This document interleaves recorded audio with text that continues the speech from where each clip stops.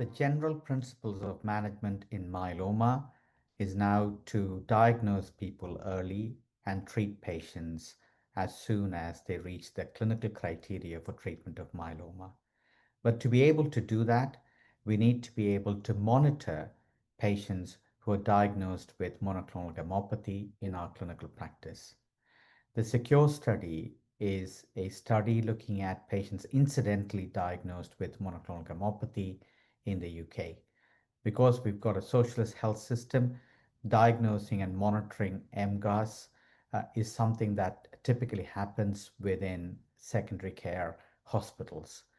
We are recruiting up to 2,000 patients to look at a number of different parameters, looking at how they're being monitored as well as how they're being incidentally diagnosed.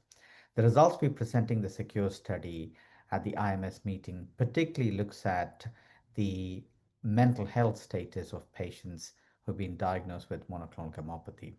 What we've done is through agreed validated questionnaires, documented the mental health status of patients diagnosed with monoclonal gammopathy and compared that with the Office of National Statistics in the UK, which is a public health data set, and made a comparison as to whether people diagnosed with MGUS do have a mental health challenge because of the diagnosis of MGUS.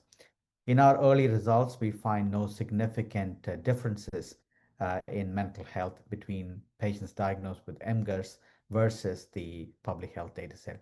This is reassuring, but more work needs to be done as patients are being followed up over a longer period of time.